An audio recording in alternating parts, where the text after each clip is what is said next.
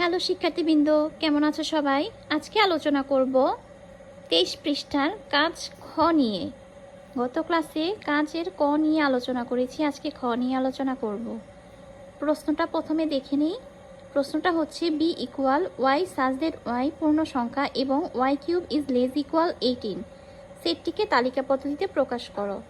অর্থাৎ একটা সেট দেওয়া আছে, যেটা সেট গঠন পদ্ধতিতে দেওয়া, এটাকে তালিকা পদ্ধতিতে প্রকাশ করতে হবে।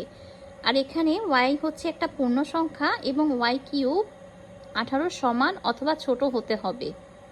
তো সমাধানে যাওয়া যাক।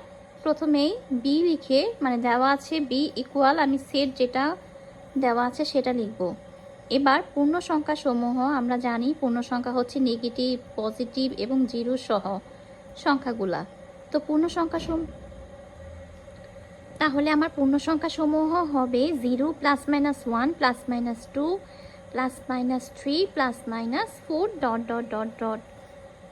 ওয়াই ইকুয়াল 0 হলে ওয়াই কিউব হবে 0 কিউব, অর্থাৎ 0 18 অপেক্ষা ছোট।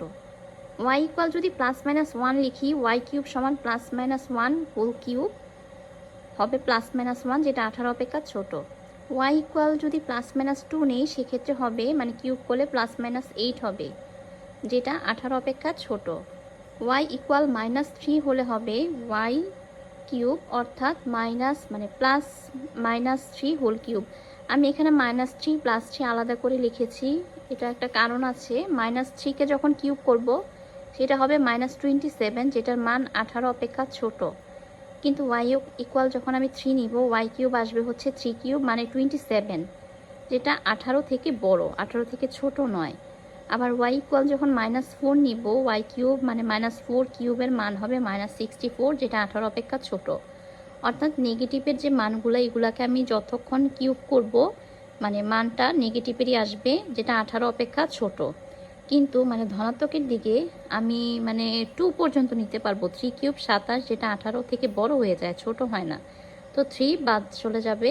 তাহলে কোন সংখ্যাগুলো আমার সেটের অন্তর্ভুক্ত হবে? আমি লিখব বি ইকুয়াল ডট ডট, মানে সব মাইনাসের সবগুলো সংখ্যাই হবে। আর -4 -3 -2 -1 0 1 2, এই হচ্ছে